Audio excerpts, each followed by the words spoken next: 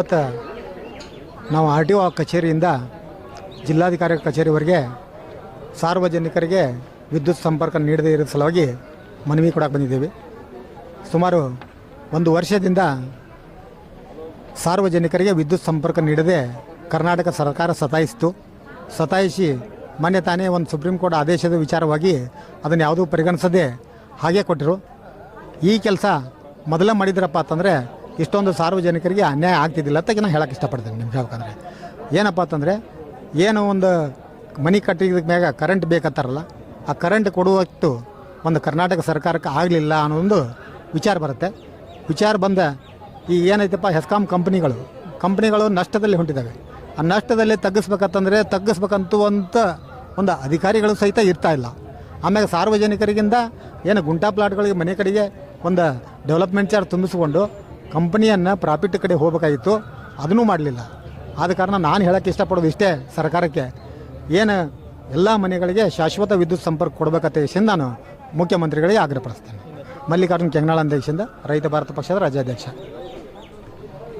ಇವತ್ತಿನ ನಾವು ಕಾಲ್ನಡಿಗೆಯಲ್ಲಿಂದ ಬಂದು ಜಿಲ್ಲಾಧಿಕಾರಿಗೆ ಮನವಿ ಕೊಟ್ಟಿರ್ತೀವಿ. ಗುಂಟಾ ಪ್ಲಾಟ್ ಹಾಗೂ ಸಬ್ಸಿಡಿ ಖರೀದಿ ಬಗ್ಗೆ ನಾವು ಮನವಿ ಕೊಟ್ಟಿರ್ತೀವಿ. ಇವರಿಗೆ ಕರ್ನಾಟಕ ಮಾಜಿ ಮುಖ್ಯಮಂತ್ರಿ ಸಿದ್ದರಾಮಯ್ಯ ಅವರು ಆದೇಶ ಆದರೂ ಇವರು ಮಾಡಿಲ್ಲ. ಹಾಗೂ ಈ ಮೊನ್ನೆ ಆದಂಥ ಡಿ.ಕೆ. ಶಿವಕುಮಾರ್ ಅವರು ಆದೇಶ ಬಂದರೂ ನಮ್ಮ ಸುಪ್ರೀಂ ಇಂಜಿನಿಯರ್ ಸಿದ್ದಪ್ಪ ಬೆಂಜಿಗೇರದನ ಯಾವುದೋ ಆದೇಶವನ್ನು ಪಾಲನೆ ಮಾಡೋದಿಲ್ಲ. ಇಂಥ ಅಧಿಕಾರಿಗಳಿಗೆ ಮೊದಲ ಇಮಿಡಿಯೇಟ್ಲಿ ಡಿಸ್ಮಿಸ್ ಮಾಡಬೇಕು, ಇವ್ರ ಬಗ್ಗೆ ತನಿಖೆ ಮಾಡಬೇಕು. ಈಗ ಬ್ಯಾಂಕ್ ಮ್ಯಾನೇಜರಿಗೆ ಹ್ಯಾಂಗೆ ಟಾರ್ಗೆಟ್ ಕೊಟ್ಟಿರ್ತಾರೆ ಲೋನು, ಎಷ್ಟು ಗ್ರಾಹಕರಿಗೆ ಇವರು ವಿದ್ಯುತ್ ಸಂಪರ್ಕ ಕೊಟ್ಟಾರ, ಇವೊಂದು ಟಾರ್ಗೆಟ್ ತೊಗೋಬೇಕು. ಸರ್ಕಲ್ದಾಗ ಎಷ್ಟದ 3 ಡಿವಿಷನ್ ಬರ್ತಾವೆ, ನಮ್ದು 1 ಡಿವಿಷನ್ದಾಗ 5 ಸಬ್ ಡಿವಿಷನ್, 1 ಡಿವಿಷನ್ ಇನ್ಸ್ಪೆಕ್ಷನ್ ಮಾಡೋಂಗಿಲ್ಲ. ಇಂಥ ಅಧಿಕಾರಿಗಳಿಂದ ಈಗ ಟಾಟಾ ಏನು ಪವರ್ ಬಂದಿದೆ, 16 ಜಿಲ್ಲಾ ಪ್ರೈವೇಟೈಸ್ ಅರ್ಜಿ ಕಟ್ಟಿದ್ದಾರೆ. ಇಂಥ ಅಧಿಕಾರಿಗಳಿಂದ ಈ ಪರಿಸ್ಥಿತಿ ನಮ್ಗೆ ಬಂದದ್ದು. ಈ ಭ್ರಷ್ಟ ಅಧಿಕಾರಿ ಮೊದಲು ಇಲ್ಲಿಂದ ವರ್ಗಾವಣೆ ಮಾಡಿ ಬೇರೆ ನಿಷ್ಠಾವಾದ ಅಧಿಕಾರಿ ನೇಮಿಸಿದರೆ ಇದು ಬಿಜಾಪುರ ಜನರಿಗೆ ಹಾಗೂ ಸರ್ಕಲ್ ಕಂಪ್ನಿ ಒಳಗೆ ಸಾಲ. 4-5 ಕಂಪ್ನಿ ಅದಾವೆ. 4-5 ಕಂಪ್ನಿ ನಾನು ಒಂದು ಪತ್ರಿಕೆ ಮುಖಾಂತರ ಬಂದಿತ್ತು. 50,000 ರೂಪಾಯಿ ಲಾಸ್ ಅಂತ, 50 ಲಕ್ಷ ಕೋಟಿ ಸಾಲದಾಗ ಅದು ಬಂತು. ಯಾಕೆ ಬಂತು? ಇಂಥ ಅಧಿಕಾರಿಗಳಿಂದ ಆಗ್ಯದ. ಇವರು ಕರೆಕ್ಟಾಗಿ ವಿದ್ಯುತ್ ಸರಬರಾಜು ಕೊಟ್ಟರೆ FC ಡಿಪಾಸಿಟ ರೀಡಿಂಗ್ ಇವೆಲ್ಲ ಬರ್ತಾವ್ರಿ. ಎಲ್ಲ ಬಂದ್ಮ್ಯಾಗ ಕಂಪ್ನಿ ತನಿಖೆ ಆಗ್ತದೆ. ಯಾವುದೇ ಇವ್ರದ್ದು ಎಲ್ಲದರ ಟೆಂಡರ್ದಲ್ಲಿ ಗೋಲ್ಮಾಲ್, ಎಂಪ್ಲಾಯೀಸ್ ಬಲ್ಲಿ ಗೋಲ್ಮಾಲ್, ಎಂಪ್ಲಾಯೀಸ್ CR ಬರೆಯಾಗ ರೊಕ್ಕ ತೊಗೋತಾರೆ. ಇಂಥ ಅಧಿಕಾರಿ ನಮ್ಮಲ್ಲಿ ಕೂತಾನೆ ಬಂದು ಈ ಮೊದಲು ಟ್ರಾನ್ಸ್ಫರ್ ಮಾಡೋಕೆ ನಾನು ಹೇಳಿಕೆ.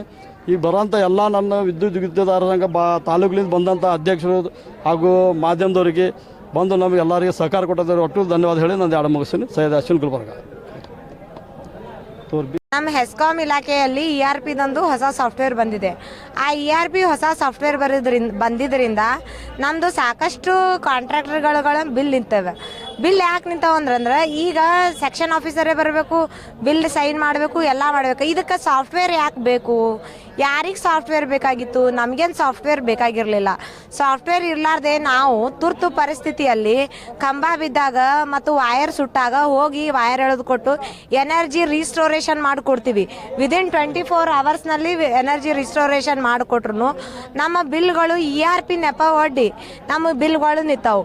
ಮತ್ತು ರೈತರು ಆಲ್ರೆಡಿ ಶೀಘ್ರ ಸಂಪರ್ಕ ಯೋಜನೆ ಸಲುವಾಗಿ ಒಂದು ಡೆಪಾಸಿಟ್ ತುಂಬಿರ್ತಾರೆ. ಎಷ್ಟು? 46,000 ರೂಪಾಯಿಗಳ ಡೆಪಾಸಿಟ್ಗಳು ತುಂಬಿರ್ತಾರೆ ರೈತರು.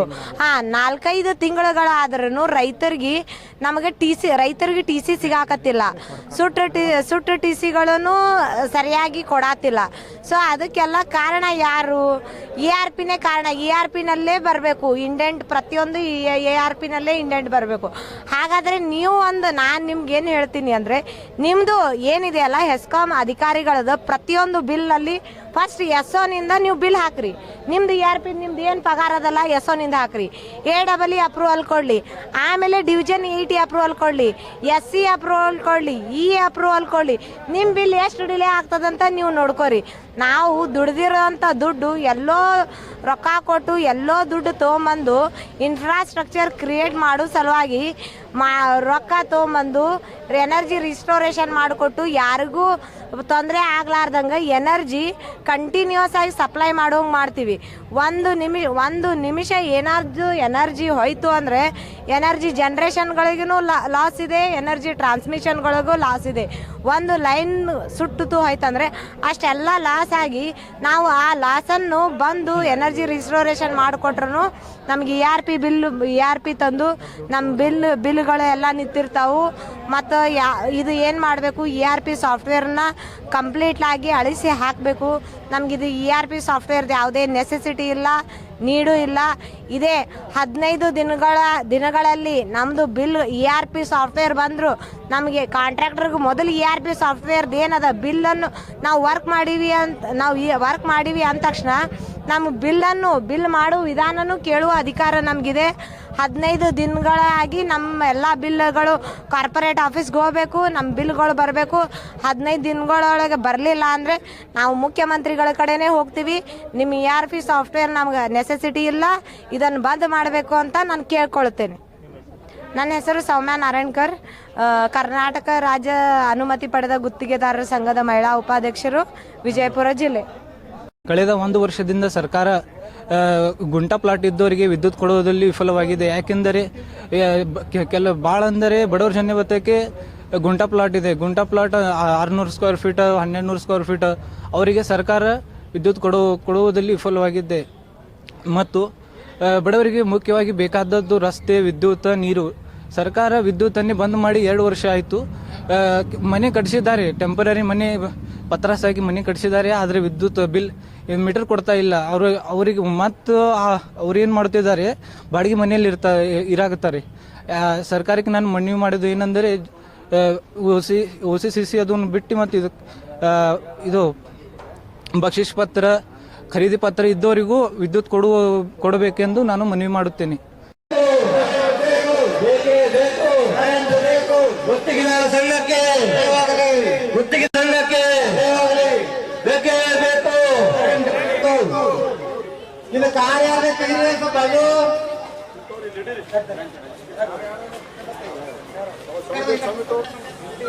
ಇಂಡಿ ತಾಲೂಕವ್ರು ಯಾರು ಬರ್ಬೇಕ್ರಿ? ಶೈಲೇಶ್ ಬೀಳ್ ಅವ್ರು ಬರೀಲಿ. ಬಂದ್ ಒಂದ್ 2 ಮಾತಾಡ್ಬರ್ರಿ ಸರ್. ಬರಬೇಕು, ಒಂದ್ 2 ಮಾತು ಮಾತಾಡ್ಬರ್ರಿ. 2 ಮಾತು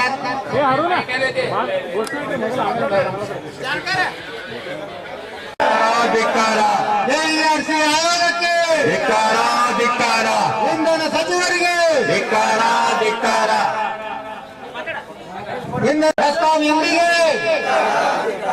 ये 2 मिनट घोषणा डालो, बाद बोलो उसे घोषणा के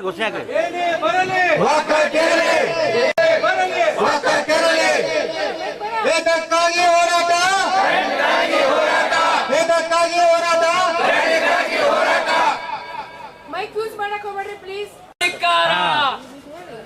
ನೀಡದೇ ಇರುವ ಅಧಿಕಾರಿಗಳಿಗೆ ಧಿಕ್ಕಾರ. ಗುತ್ತಿಗೆದಾರ ಸಂಘಕ್ಕೆ ಬಕ್ಷಿಸ್ ಪತ್ರ ಹೊಂದಿರುವ ಗ್ರಾಹಕರ ವಿದ್ಯುತ್ ನೀಡಿದ ಅಧಿಕಾರಿಗಳಿಗೆ, ಅಧೀಕ್ಷಕ ಅಭಿಯಂತರರಿಗೆ,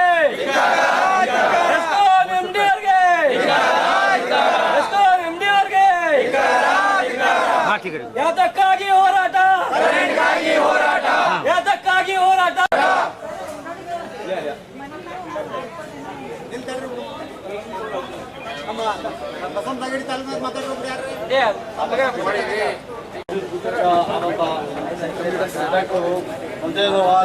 ಮಾಜಿ ಅಧ್ಯಕ್ಷರು ಬಂದಿದ್ದಾರೆ, ಅವರು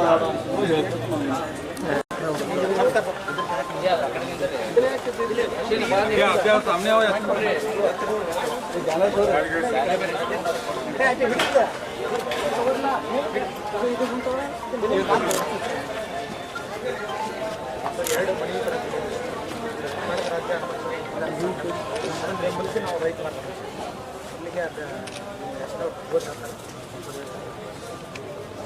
हाथ लो, हाथ लो.